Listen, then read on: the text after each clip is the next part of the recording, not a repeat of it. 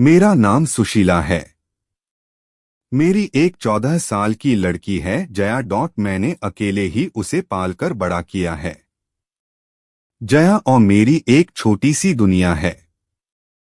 लेकिन हमारी जिंदगी में ऐसी कई बातें हैं जो मैंने जया से छिपाई है।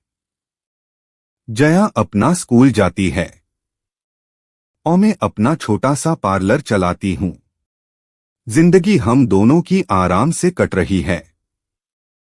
हमें एक दूसरे के अलावा कभी किसी की जरूरत नहीं पड़ी। लेकिन उस दिन के बाद शायद हमारी जिंदगी में फिर कोई आने वाला था। मैं पार्लर का सामान लाने के लिए शहर गई थी। जया को साथ नहीं ले गई थी, वो घर पर ही थी। जिंदगी में ऐसा होता है, कभी कभी अचानक ही हमें कुछ सरप्राइज दे देती है। मेरे सामने अजय था। एकदम अचानक ही आकर वो मेरा सामने आ गया। उसके लिए भी शायद ऐसा ही था। हम दोनों एक दूसरे को देखकर एकदम चुप हो गए। इतने सालों के बाद मिले थे, लेकिन बात करने को कुछ नहीं था। अजय वो था जिससे मैं शादी करना चाहती थी। हम दोनों एक दूसरे से प्यार करते थे, लेकिन हमारी किस्मत की वजह से हम दोनों साथ नहीं रह पाए। अजय इसी शहर में आ गया था। अजय ने कहा कि उसने बहुत मुझे ढूंढा, लेकिन मैं अपना नंबर बार बार बदल देती थी। इस कारण उसकी मुझसे बात या मिलना नहीं हो पाया था। अजय आज भी मुझसे प्यार करता है। उसकी आंखों में मुझे दिखाई दे रहा था। वो बोला कि वो आज भी मुझसे शादी करना चाहता है।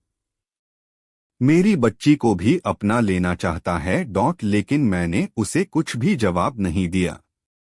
मैं जाने लगी तो उसने मुझसे बहुत बोला कि मैं अपना नंबर उसे दे दूं, और मैं इस बात के लिए उसे मना नहीं कर पाई।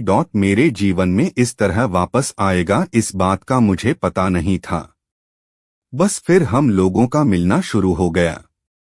इस तरह से मिलते और बातें करते वो मेरे घर भी आने लगा। मैंने सोचा था कि उसे घर नहीं लाऊं, क्योंकि घर में जया है। मैं नहीं चाहती थी कि जया उसे देखें।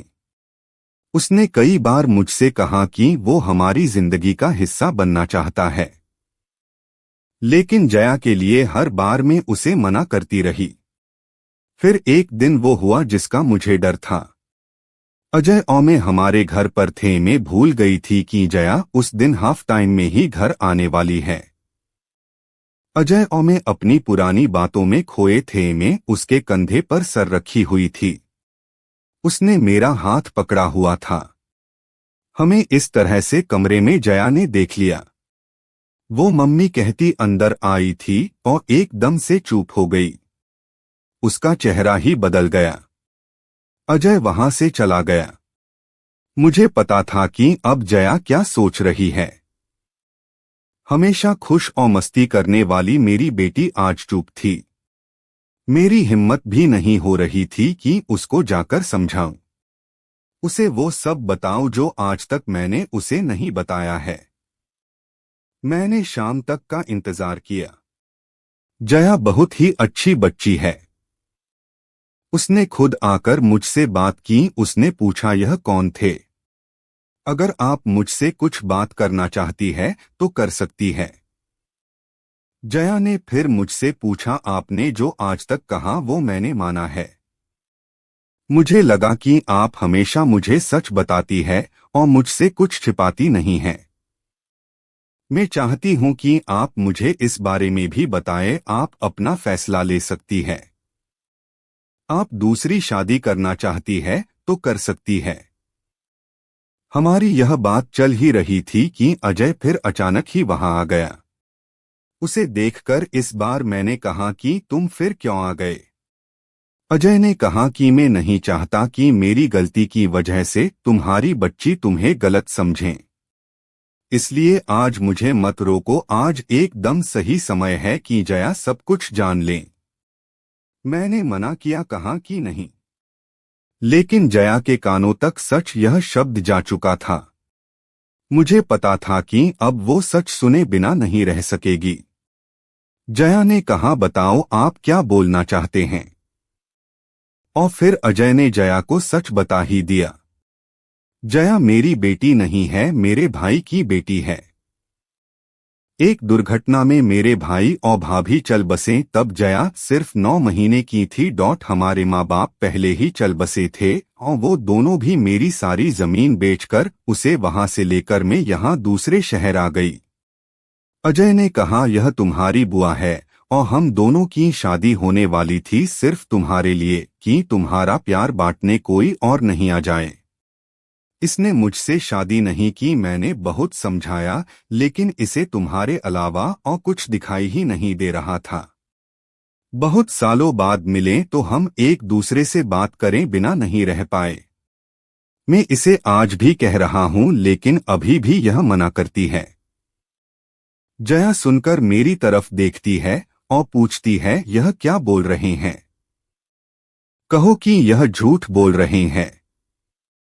मेरी आंखों से आंसू निकलने लगे। मैंने कहा कि बेटी, भले ही तू मेरी जान है, लेकिन तूने मेरी कोख से जन्म नहीं लिया। मैं चाहती थी कि तुझे यह बात बता दूं, लेकिन इस तरह से आज बताना पड़ेगा, मैंने सोचा नहीं था। जया यह सुनकर मेरी तरफ दौड़कर आई, मुझसे लिपट गई, रोते हुए बोलने लगी, क्या बोलूं बुआ, माया भगवान। मैंने कहा, तू मेरी बेटी है और मैं तेरी माँ, बस यही सच है और यही रहेगा। और अब शादी की होंगी तो तेरी, वो भी बड़ी धूमधाम से, जब तू चाहेगी। मेरे फैसले को अजय ने भी माना। आखिर में अकेली नहीं थी जो बिना शादी उम्र निकाल रही थी, उसने भी ऐसा ही किया था। जया ने फिर कई बार कहा कि आप लोग शादी कर लो, लेकिन मैंने कहा, अब तूने हमें मान लिया और जान लिया, बस हमारी तपस्या सफल और कुछ हमें नहीं चाहिए। कहानी पसंद आई तो एक लाइक जरूर करें और हमारे YouTube चैनल पर नए हैं तो सब्सक्राइब जरूर कर लें। आप कमेंट में लिखें कि जैसी कहानी सुनने व पढ़ना चाहते हैं वैसी डालने का प्रयास करेंगे। धन्यवाद।